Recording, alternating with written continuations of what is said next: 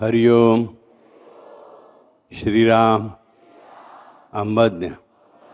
नाथ सवेद. नाथ सवेद.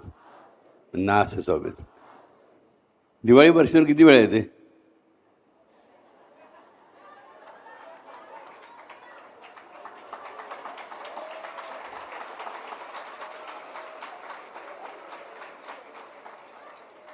असं एखादं वर्ष असू शकतं की दिवाळी 2 वेळा येऊ शकते, राईट. आणि एखादी मोठी महादिवाळी पण असू शकते, राईट.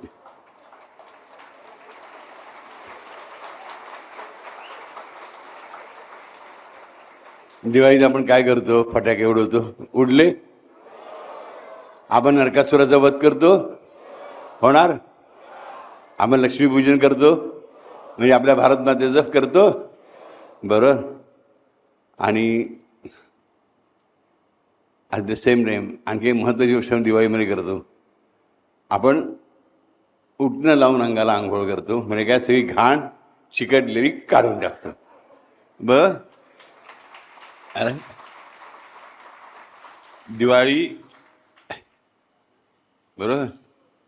त्यामुळे विठोबाचे राज्यामा नित्या दीपवाळी, लक्षात ठेवा, बरोबर.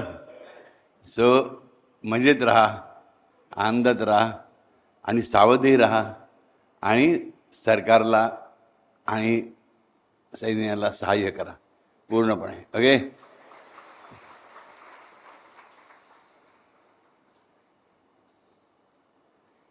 मला खरंच सांगतो, जेव्हा चीनचं वार झालं चीनशी, तेव्हा मी लहान होतो, पण जाणता होतं, अगदीच काय अनभिज्ञ नव्हतं. कळत होतं काय चाललंय, काय नाही, काय नाही. भारत हरत होता, मग जिंकायला लागला. त्या काळात अनेक ट्रकमधून मोठे हिरो हिरोईन्स वगैरे सगळे फिरले, पैसा गोळा करणं. भारताकडे पैसाही नव्हता. त्यातून मग शस्त्र घेतली, मग परत लढा सुरू झाला, बाबा परत मिळवला. मग 65चं युद्ध आलं. आम्ही 5वीमध्ये होतो आणि जरा जास्त कळत होतं. बातम्या ऐकायला मजा वाटत होती. बरं, एकमेकांशी गप्पा मारायला आनंद होत होता. नंतर 71चं वार झालं, त्याचा चांगलाच मोठा होता. 99चं कारगिल झालं. आणि आता चालू आहे ते काय, युद्ध नाही आहे खरं म्हणजे. ते मार खात आहेत आणि खात राहणार.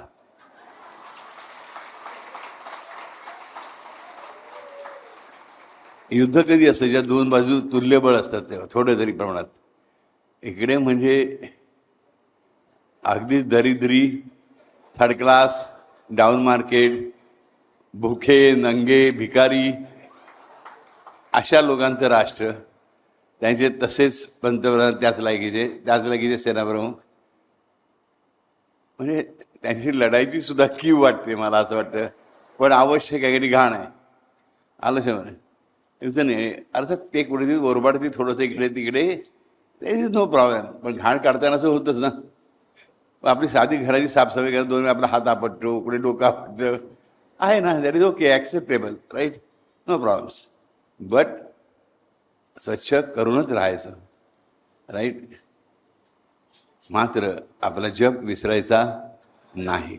नक्की. हरिओम. श्रीराम. अंबाज्ञ. तर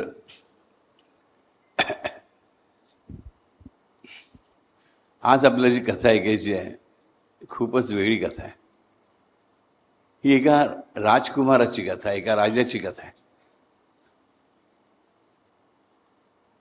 एक राज्य होतं, भलं मोठं राज्य. त्या भल्या मोठ्या राजा जो होता राजाचा, तो अत्यंत धार्मिक होता, अत्यंत शूर होता, पराक्रमी होता, पण शांत स्वभावी होता. त्याला शांतता आवडत असे. पूर्वीच्या गावागावांमध्ये भांडणं होणं, अमुक तमुक ह्या गोष्टी आवडत नसत. आपल्या सीमेबाहेरच्या इतर राजांशी तो चांगल्या रीती संबंध ठेवत असे. आणि राजा वृद्ध झाल्यावरती राजाने एकदा ठरवलं की आता आपला राजकुमार जो आहे तो यथायोग्य तयार झालेला आहे, तर त्याला आपण गादीवर बसूया. आणि आता बाकीचे बाजूला 4-5 राजे होते बाजूच्या बॉर्डरवरचे, त्याला एका राष्ट्राला वाढायला आलं की हा राजकुमार जो राज्यावर बसणार आहे त्याचं लग्न जर आपल्या राजकुमारीशी झालं तर खूप बरं होईल. म्हणजे काय, आपल्याला इनडायरेक्टली ते राज्य पण हातात घेता येईल. त्यानंतर जीव तर किती होतं, दुसरं राज्य होतं, जीव एकदम छोटासा होता.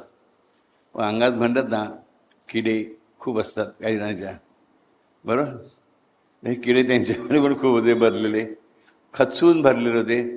आपली मुलगी करत नाही म्हटल्यावर त्या राजकुमार नका दिला, तुझी मुलगी छे नको, आम्हाला नको तुझे संबंध. हे राज्य पेटून होण्याचा एकच मार्ग होता, बाबा आमची राजकुमारी करून घ्या म्हणजे सगळं सुरळीत होईल, आम्हाला तुमचं राज्य आपोआप मिळत त्यांना वाढत होतं. हे राजकुमार गादीवर आला. राजा वानप्रस्थाश्रमाला पण राजधानीच्या बाहेरच थोड्या अंतरावर जाऊन राहिला. राजकुमार जो होता त्याचं नाव होतं अभिनव अभिनव वर्मा. अभिनव वर्मा जो होता हा 26 वर्षाचा होता आणि दणकट होता, दिसायला देखणा होता आणि मुख्य म्हणजे आई जगदंबेचा प्रखर भक्त होता. एक वर्षभर साधारणपणे राज्य सुरळीत चालू असताना त्याला एक सवय होती की रात्री अधूनमधून बाहेर गुप्तवेशाने बाहेर पडायचं आणि राज्यात कसं काय चाललंय बघायचं. रात्री अगदी पूर्ण रात्री बाहेर पडला, फक्त चोर उच्चकेस भेटणार, त्यांना भेटण्याचा इंटरेस्ट होता. म्हणजे सनसेट नंतर तर बाहेर पडायचा, त्याही माणसाचं खरूप करून येतं बऱ्याच वेळा. लक्षामध्ये अनेक जण जातात नको त्या ठिकाणी फिरायला त्यावेळेस, पण लक्षात ठेवा, ज्याला बघायचं असतं ना याची दुर्मिळ खूप तेज आहे. तो कुठल्याही कोपऱ्यात तुम्ही काही केलं ते बघत असतो. आलं का ना. तर राजाला याला अभिनव वर्माला माहिती होतं की अशा फक्त रात्री उशिरा गेलं तर दारुडे किंवा वेश्यांकडे जाणारे किंवा असे जुगारी असे लोक भेटणार. त्यापेक्षा आपण सूर्यास्ताला बाहेर पडायचं, दोन्ही प्रकारची माणसं बघायला मिळतात. म्हणजे लक्ष आलं की नाही, पण आपल्याला स्त्रिया भेटत नाही रात्रीच्या वेळेस. स्त्रिया घरामध्ये असतात, त्या काय बोलतात काय चालतात. स्त्रिया हा राज्याचा आत्मा आहे शेवटी. त्या मुलांना संस्कार करणं, तशी मुलं घडणारच पुढे. हे आपल्या मातेने आपल्याला सांगितलेलं वाक्य तो विसरत नाही. मग तो दिवसासुद्धा दुपारी स्त्रिया जरा निवांतपणे बसलेल्या असतात, गप्पा मारतात एकमेकांशी. आणि काय ठरवलं की आपण दुपारच्या वेळेस बाहेर पडायचं, वेशांतर करून जे होईल ते होईल. बरोबर प्रधानजीला घ्यायचं, त्यांनी वेशांतर करायचं, आपण दोघांनी बाहेर पडायचं. रात्री राजा एकट्या बाहेर पडायचं, दुपारी बाहेर पडायला लागला. असं की स्त्रिया काय ह्यांच्याशी कोण बोलायला येत नाहीत, त्या काळी परिस्थिती वेगळी होती, हे पुरुष आहेत, काय करायचं. मग प्रधानजी म्हणाले की राजेसाहेब तुमचं काय अजून लग्न विवाह झालेलं नाही, आणि त्या राणीसाहेबांना घेता आलं असतं. मग आयडिया अशी ठरते की जिंची जी पत्नी असते ती प्रधानजींबरोबर यायला लागते वेशांतर करून. ही प्रधानजी त्याला काकासारख्या धाकट्या आणि ती धाकट्या काकूसारख्या, हे तिकडे फिरायला लागतात. त्या स्त्रीला, प्रधानाच्या पत्नीला बघून स्त्रिया यायला लागतात, ती बोलायला लागते, हे बोलायला लागतात. असं करता करता त्यांना सगळ्या राज्याचा एक अंदाज द्यायला लागतो. एक दिवस रात्री एकट्या बाहेर पडायचा अभिनव वर्मा. तर बाहेर पडल्यानंतर ते लक्षात आलं की आज इकडे गेलं नाही, लक्षात आलं की 3 स्त्रिया एकमेकीला आधार देत हातपाता असे लटपट हातपाय कापतात त्यांचे. म्हाताऱ्या पण नाही आहेत, तशा तरुण स्त्रिया आहेत आणि चालल्या. एवढ्या रात्री घरंदाज घराण्यातल्या स्त्रिया का बाहेर पडल्या आहेत, घाबरलेल्या आहेत का, कोणी काही सहाय्याला कोणी का नाही. राया पटकन पुढे येऊन विचारतो अभिनव वर्मा की भगिनीनं, मला तुमचा भाऊ समजा, पण तुम्ही एवढे घाबरल्या का आहात. त्या म्हणतात आम्हाला आताच एक भूत दिसलं. आम्ही मंगळागौरीचे खेळ खेळायला गेलो होतो आणि ते खेळून आम्ही बाहेर पडत असताना, आमचं घर बाजूलाच आहे, खरं म्हणजे त्या घराच्या बाजूलाच आमचं घर आहे. आम्ही तिघी जावा आणि आम्ही इकडे खेळून बाजूलाच जाणार. म्हणजे अगदी पण आजच्या काळानुसार या घरापासून ते घर 50 फूट अंतरावरती, एवढं जवळ घर. इकडे आम्ही जाणार होतो, पण मध्ये भूत दिसलं, आम्ही पळत सुटलो. आता कुठे आलो तर आम्हाला माहीत नाही, आम्ही राजधानीतच राहणार आहोत. तर हा विचारतो, हरकत नाही, तुमचं घराचं नाव काय, अमुक काय तमुक काय तमुक काय. तर राजाला ते आपलं नाव गाव वगैरे असं सांगतात. त्यांचा विश्वास बसतो की राजा कोणी चांगला माणूस दिसतो आणि त्यांना आधार पण कोणाचा नसतो.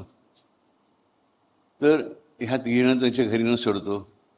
त्या तिघींची घरची मंडळी पण वाट बघत असतात, पुढे गेल्या काय ओरडल्या किंचाळल्या, म्हणजे त्यांच्या घरली माणसं बाहेर पडलेली असतात आणि दिसत नाहीत पुढे.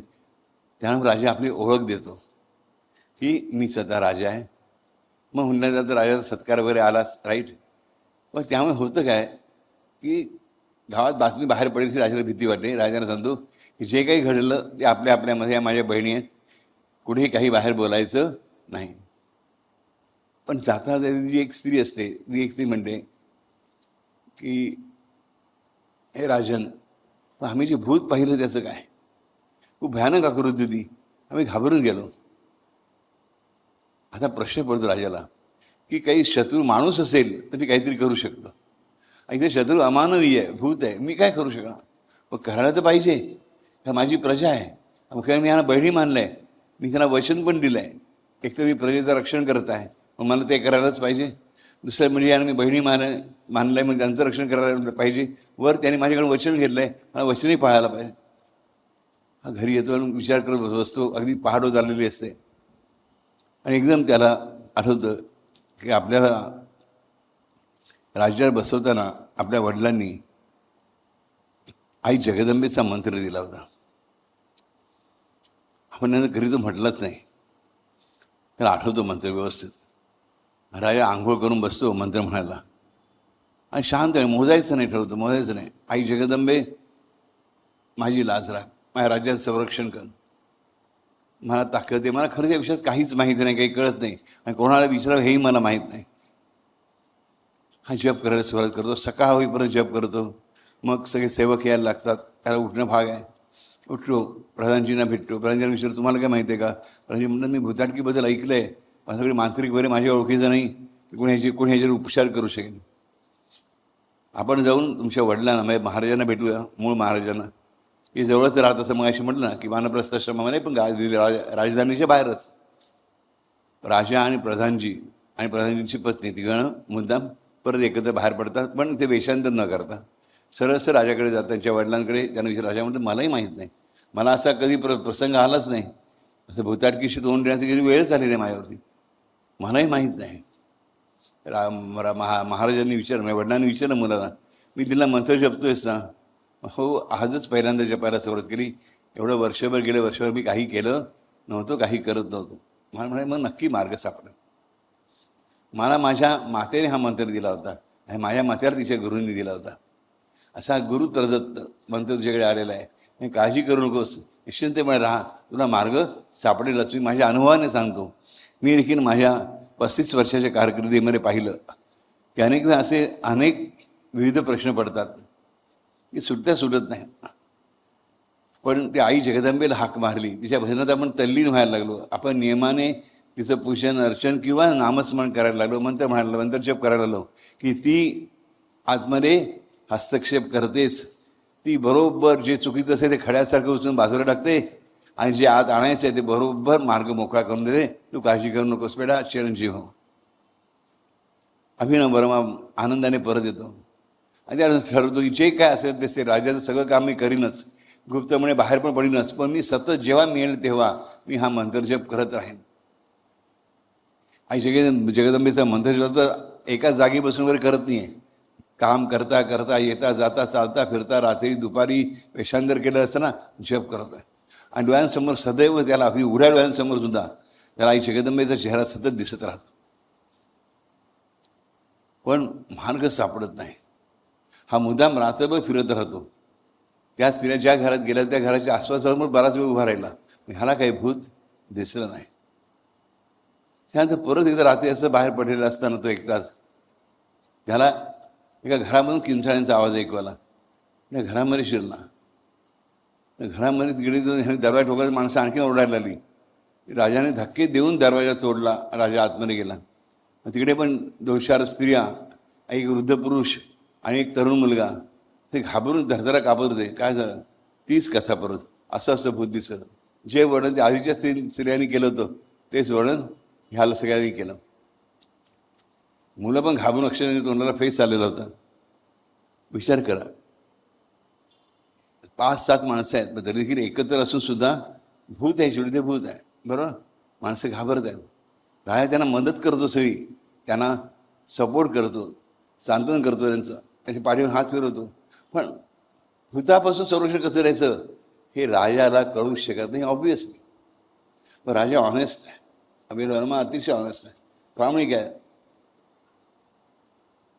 त्याला ते तिकडचे जे आजीबाई असतात विचारतात, हे राजन, तुम्ही एवढं तुमचं राजाचं काम आहे आमचं संरक्षण करणं, मग कमी की आम्हाला एखादं मंत्र तरी द्या.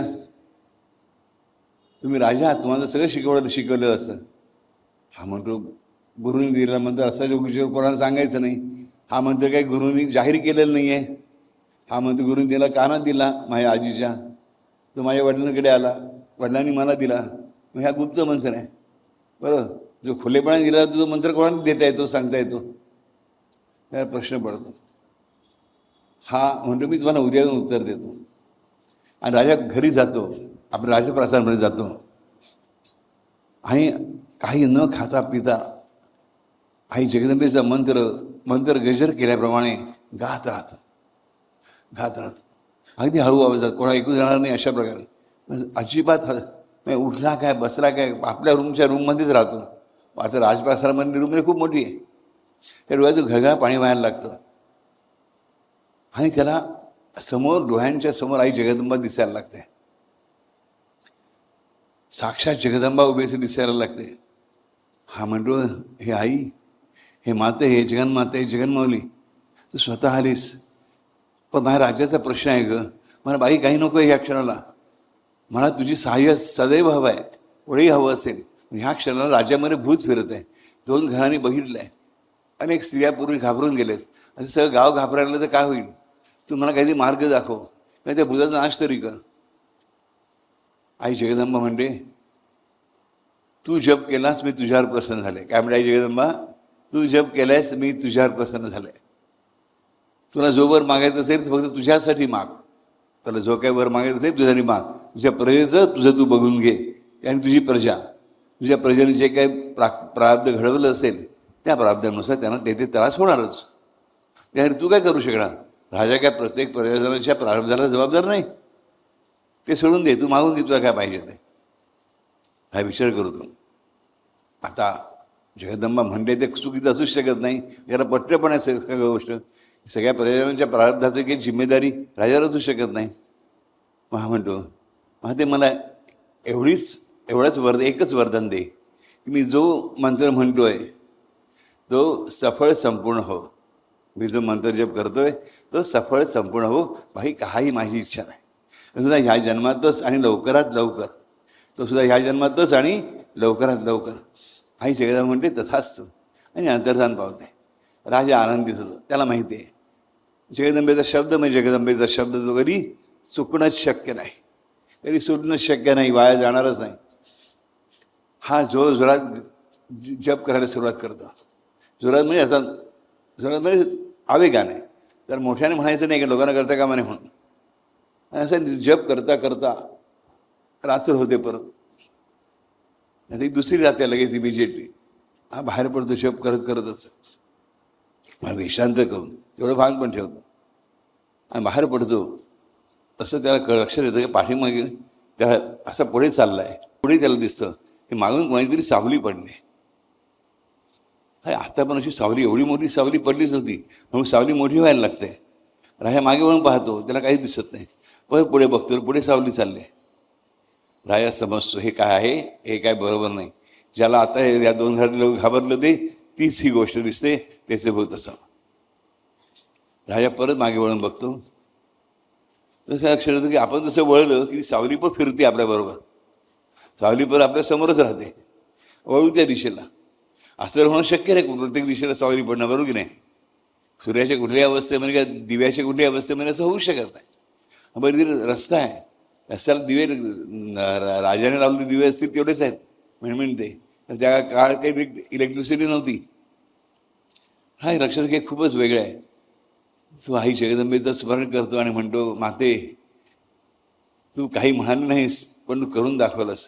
तू माझी भेट घडवून आणलीस त्या भूताशी. हा आई जगदंबेचं स्मरण करतो. परत गजर मंत्र जपायला सुरुवात करतो.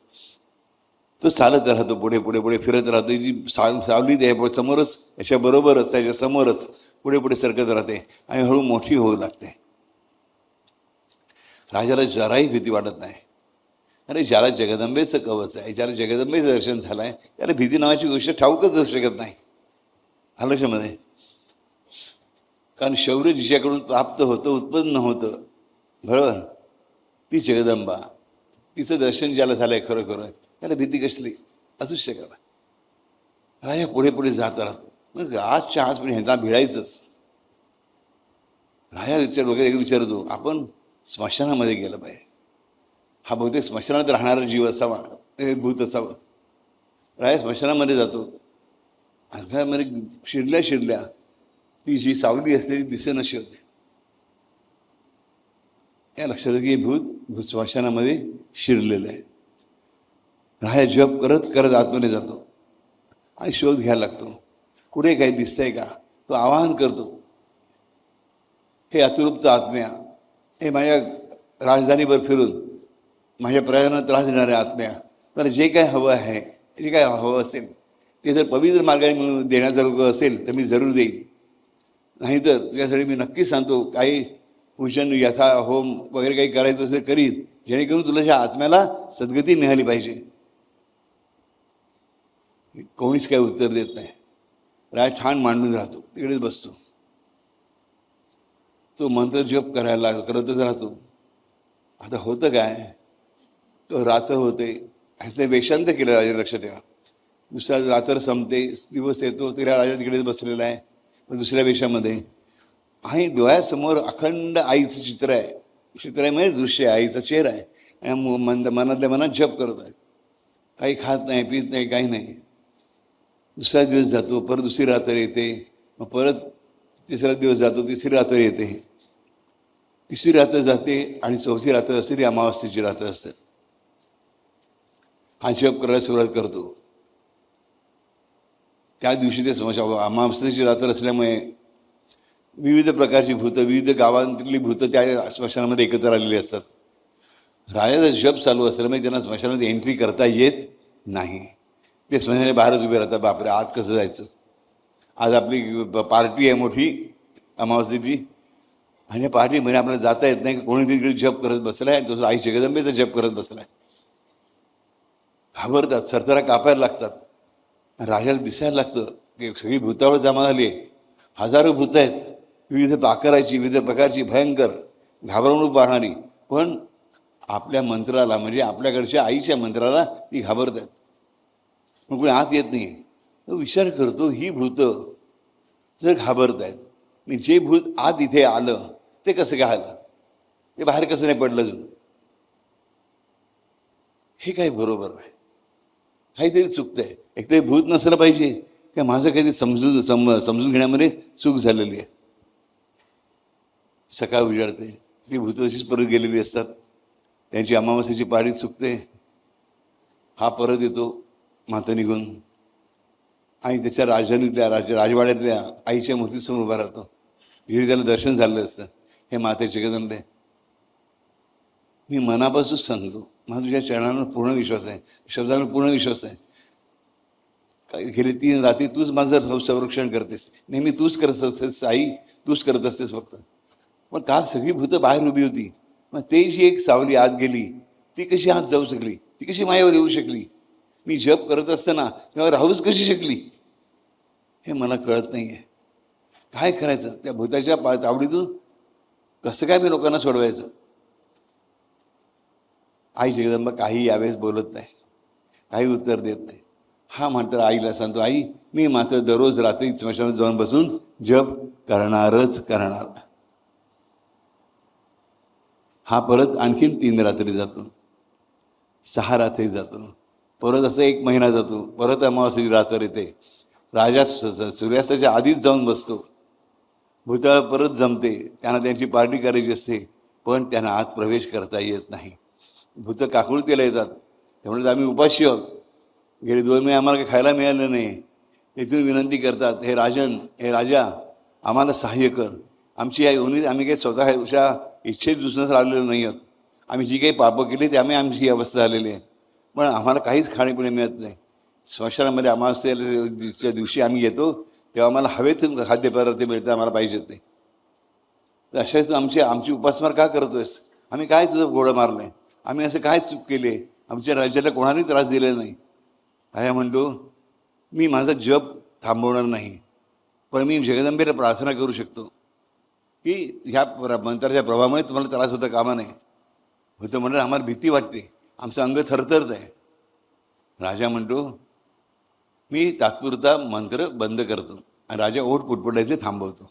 पण मनामध्ये मात्र राजा मंत्राचा जप चालू ठेवतो आणि स्वतः बाहेर जातो.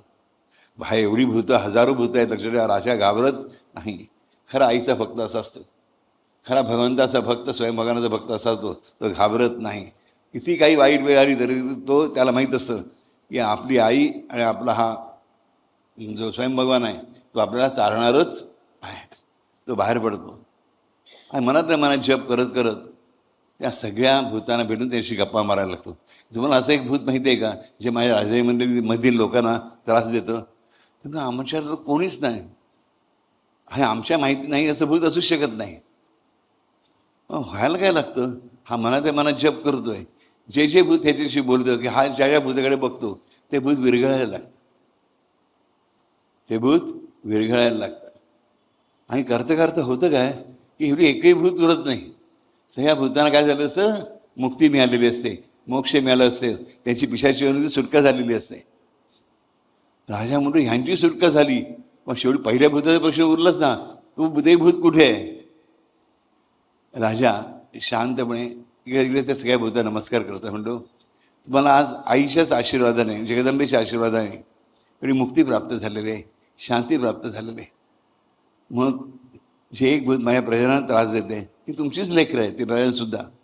कोणाचा नातू असेल, कोणाचा पणतू असेल, कोणाचा कापरपणतू असेल, कोणाची मुलगी असेल, नातं असेल, पणती असेल, मग काहीच कसं वाटत नाही की माझ्या आईने, ज्या जगदंबेने तुमची ह्या पिशाची योनीमधून काही कारण नसताना, तुम्ही काही केलं नसेल, सुटका केली, तर तेवढे तरी उपकार स्मरा आईचे आणि मला एवढं तरी मार्गदर्शन करा. हा कळवळून त्या भूतांना आवाहन करतो. राजाला कोणीच काही साथ देत नाही, कोणीच पकडून त्याला काहीच सांगत नाही.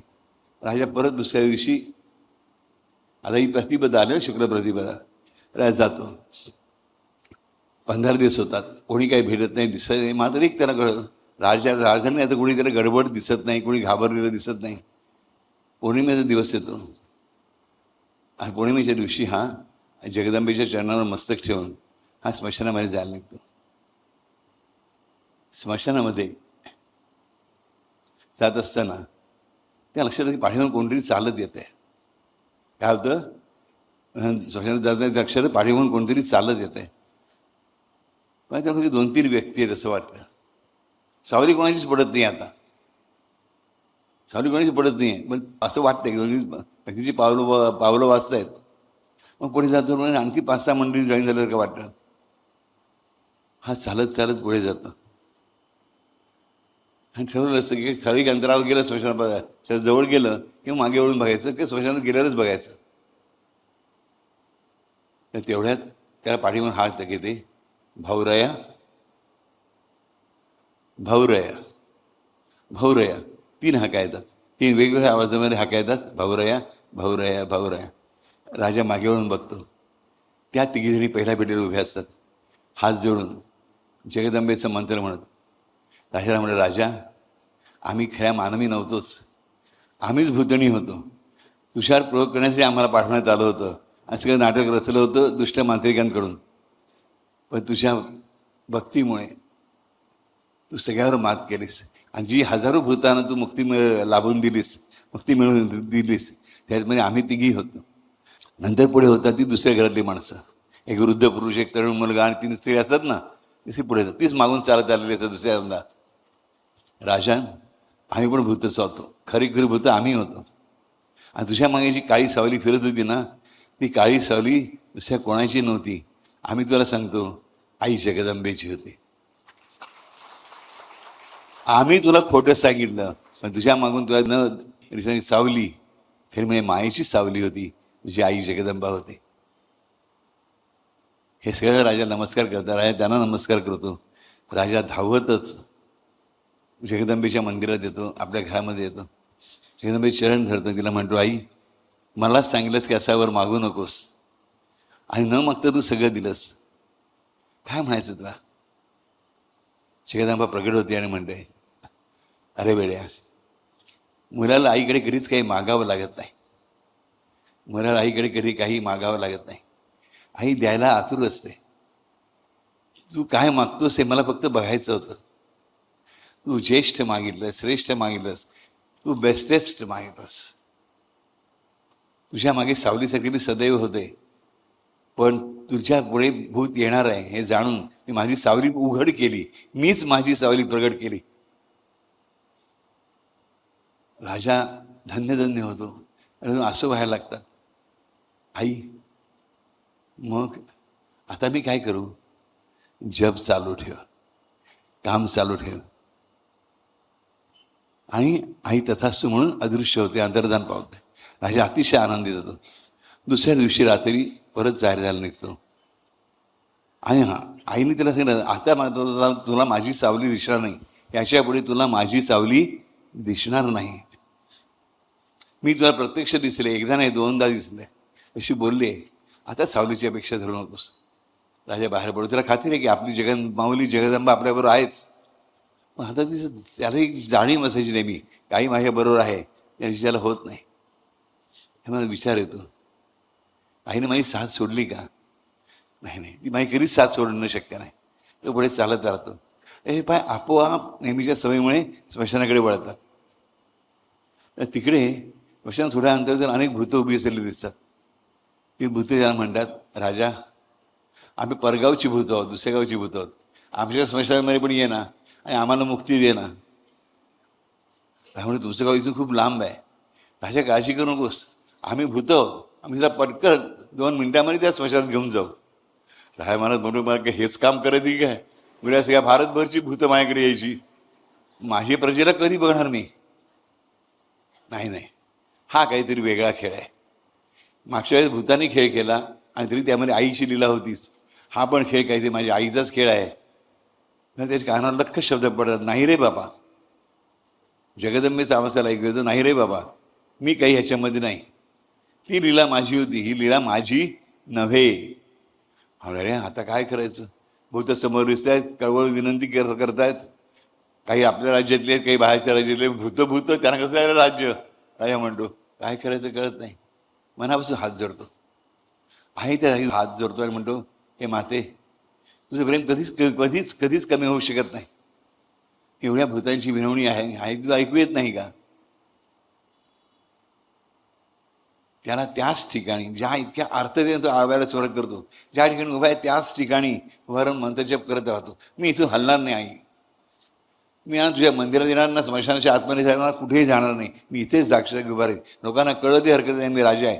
कोणी शत्रूवर मला ठार मारतही हरकत नाही. तुझ्या चरणाशी मरायला मी तयार आहे. पण आई मला मार्ग दाखव, आई मला मार्ग दाखव, आई मला मार्ग दाखव. त्याचा पहिला जप बंद होतो, आता जप काय सुरू होतो? आई मला मार्ग दाखव, आई मला मार्ग दाखव, आई मला मार्ग दाखव. आणि बरोबर मध्यरात्री 12 वाजता आजच्या काळानुसार राजाला परत मागून भली मोठी सावली दिसायला लागते. पण ह्याला सावली जी आहे तिला 4 हात आहेत आणि एका हातामध्ये धनुष्य आहे. त्या लक्षात येतं. काय बघतो त्याच्या सावलीमध्ये हात दिसत असतो, सावलीच्या एका हातामध्ये धनुष्य आहे. त्या सावलीच्या पाठीवर बाणाचा भाता पण आहे. राजा म्हणतो, काय दिसतंय? मागे वळून बघतो, कोणी दिसत नाही. परत ही स्थिती. राजा परत वळतो आणि म्हणतो, आता मी परत वळणार नाही. हे माते, हे जे काही कोणाचं चित्र सावली मला दिसते ते सगळं सुद्धा तुझ्या चरणीच मी अर्पण करून टाकलं. मला ह्यापुढे दुसरं काही दाखवायचं असेल तर स्पष्टपणे तू सांग. मला असले काही दुसरे संशय तर्क करायचे नाहीत. पण मला तुझी सेवा करायची आहे मनापासून. मला तुझ्या लेकरांची सेवा करायची आहे, तुझ्या भक्तांची सेवा करायची आहे. त्यासाठी मला बळ दे. काय मागतो? मला तुझ्या लेकरांची सेवा करायची आहे, मला तुझ्या भक्तांची सेवा करायची आहे, मला बळ दे. आणि बरोबर त्याच जागी एका जागेला खिळून होतो उभा होता 24 तास. त्याच जागेवरती त्याला तिळे स्वयं भगवान दिसू लागतो समोर. आणि त्यामुळे त्याची आई जगदंबा दिसू लागली 18 हातांची. ती म्हणते, मी कधीच कुठेही अतिशय महत्त्वाचं कारण असल्याशिवाय पृथ्वीवर उतरत नाही. कुठल्याच पृथ्वीवर नाही, कुठल्याच वसुंधरेवर नाही. व राजा, तुझ्या मंत्रजपामुळे माझा एकुलता एक हा लाडका लेक जो आहे तो खूप प्रसन्न झाला, खूप आनंदित झाला आणि त्याने मला विनंती केली म्हणून मी आले. आता माझं काम संपलं, आता त्याचं काम सुरू झालं. तुझ्या मागोमाग तो येणार आहे. हा रामभद्र, हा स्वयं भगवान, हाच तुमचा खरा हितकर्ता आहे, हा तुमचा खरा हित संरक्षक आहे. लक्षात ठेव, हा कधी देखील हातात धनुष्य आणि बाण बाजूला ठेवत नाही. काय म्हणजे जगदंबा, हा माझा पुत्र त्रिविक्रम, हा स्वयं भगवान हातात धनुष्य आणि बाण कधी बाजूला ठेवत नाही. राजाने विचारलं, अगं मग तो शयन कधी करतो, निद्रा कधी करतो? त्याची आई जगदंबा सांगते, हे बाळा, तू समज की मानवाप्रमाणे तो झोपला असला तरी त्याच्या हातात धनुष्य आणि बाण सुटत नाहीत. मात्र तो झोपलेला असताना सुद्धा तो पाहिजे तिकडे, पाहिजे तिथं, पाहिजे तसा बाण मारू शकतो. हा माझा पुत्र आजपासून तुझं संरक्षण करेन. हे जे चित्र पाहिलंस, ही जी सावली पाहिलीस, आता जे तू माझ्या पुत्राला पाहतो आहेस, त्या पुत्राला, माझ्या लाडक्या पुत्राला रामभद्राला आणि त्रिविक्रमाला शरण जा, त्याचा होऊन राहा. ह्याच्या पुढे तुला पडणारा प्रत्येक प्रश्न तो तुला समजावून सांगत जाईल. त्याची उत्तरं तुला त्याच्याकडून मिळते. हा प्रेमाने विचारला, माते मला सोडून जाऊ नकोस. तर रामभद्राकडे पाहायला लागतो. अरे तू काहीतरी बोल ना, तू तिचा पुत्र आहेस, तू तिला काहीतरी सांग ना. भगवान त्रिविक्रम एक हास्य करतो, सुहास्य म्हणतो, हे राजन, तर एक सांगू का, मी कुठे असतो, जिथे माझी आई सांगते तिथेच मी असतो. जिथे माझी आणि जिथे मी असतो तिथे माझी आई असतेच. एवढंच लक्षात ठेव, विसरू नकोस. काय सांगतो, जिकडे मी आहे तिकडे माझी आई असतेच. आणि मी कुठे असतो, जिथे माझी आईची आज्ञा आहे तिथे मी असतोच, आणि जिथे मी आहे तिथे माझी आई असतेच. अभिनव वर्मा अत्यंत आनंदित होतो. प्रणाम करण्यासाठी, साष्टांग दंडवत घालण्यासाठी तो खाली वागतो. त्याला फक्त चरण दिसतात, भगवान स्वयं भगवानाचे चरण. तो घट्ट पकडून ठेवतो. ते आपलं मस्तक त्या पायांवर ठेवतो. समोर दिसणारी जगदंबा दिसेनाशी होते, भगवंत दिसेनासे होतो, परंतु राजाच्या हातावर मात्र त्या पायाचे ठसे उमटलेले तसेच राहतात. अभिनव वर्मा कायम ह्यापुढे आईचा जप करतो, त्या हातावरच्या स्वयं भगवानाच्या चरणाच्या ठशांकडे पाहता. हा अभिनव वर्माच पुढे एवढा मोठा ब्रह्मर्षी झाला की त्याने आपल्या वेदातली अनेक सूक्त लिहिलेली आहेत. एक उपनिषद त्याने लिहिलेलं आहे, त्याचं नाव आहे निरालंब उपनिषद. ही निरालंब उपनिषद, त्या निरालंब म्हणजे याला काही आधार नाही असं जे काय आहे, त्याला कशाही आधाराची गरज पडत नाही असं जे तत्व आहे, हे परब्रह्म तत्व आहे, त्याचं उपनिषद. ते निरालंब उपनिषद या अभिनव वर्माने लिहिलं. हा एवढा मोठा भक्त झाला, पण तरी देखील ब्रह्मर्षी झाल्यानंतर सुद्धा त्याने एक वर मागून घेतला होता. ब्रह्मर्षी होताना की वर्षातून एक दिवस, ज्या दिवशी मला स्वयंभवानं दर्शन झालं त्या दिवशी मी ब्रह्मर्षी उरता कामा नये. त्या दिवसापुरता मी साधासुद्धा मनुष्य असलो पाहिजे, मी साधासुद्धा भक्त असलो पाहिजे, आणि भक्तांच्या गर्दीमध्ये मला रमता आलं पाहिजे, रांग लावून मला देवाचं दर्शन घेता आलं पाहिजे. आपण असं करतो का? विचार करा. आमचा बापू करतो. तो आमच्या भक्तांमुळे भक्ती गंगेत उभा राहतो, एक दिवस दर्शन घेतो, म्हणून त्याला भक्तांच्या व्यथा कळतात. हे व्हॉलंटियर सगळे उभे आहेत, एक दिवस जातं का दर्शन रांगेत उभं राहायला? बरोबर, फंक्शन दिवशी रांगेत उभे राहून दर्शन घ्या. आमच्याकडे बॅच आहे, तेव्हा आम्हाला आरामात दर्शन होते, आम्हाला सगळं आरामात मिळत आहे, पण आम्हाला लोकांचे प्रश्न कळू शकत नाहीत. आपण सगळे भक्त आहोत, लक्षात ठेवा. बेसिकली मी सुद्धा भक्तच आहे, तुमच्यापेक्षा कमी दर्जाचं असेल पण आहे. पण मी तुम्हालाही प्रत्येकाला सांगते, केवळ स्वयंसेवकांना नाही, भांडे माझं चांगलंच काम करत आहे डेफिनेटली, प्रत्येकाला मी सांगतोय की दुसऱ्याच्या परिस्थितीने जाऊन शिरून बघायला शिका की त्याची काय अडचण आहे. केवळ माझं सगळं चांगलं चाललेलं आहे, मी लोकांना शहाणपणा शिकवू शकतो, ह्या मार्गाने कधी जाऊन काही मिळत नाही. जगदंबा आणि तिचा पुत्र दोघेही मिळतात कधी? जेव्हा एका सामान्य 3 स्त्रियांच्या साठी एक भला मोठा राजा, भल्या मोठ्या साम्राज्याचा सम्राट जीवाचं रान करतो. मग आम्ही कोण? त्या तिघी भुतणी होते, याला माहीत नाही आहे, पण तरी तो रात्र दिवस खपत राहतो. म्हणून त्याच्याकडून निरालंब उपनिषद लिहिलं जातं. लक्ष ठेवा की आम्हाला सगळ्यांना कुठल्या ना कुठल्या आधाराची गरज आहे. मग या वसुंधरेवर उभं राहण्यासाठी आपल्याला गुरुत्वाकर्षणाची एक गरज आहे, बरं, अन्नाची गरज आहे. ज्याला कशाची गरज नाही तो स्वयंभगवान जो आहे तो परब्रह्म आहे. तो ब्रह्माचा अभय असता. आम्हाला आम्हाला त्यासोबत राहता आलं पाहिजे. म्हणजे राजासारखं बनायला शिका.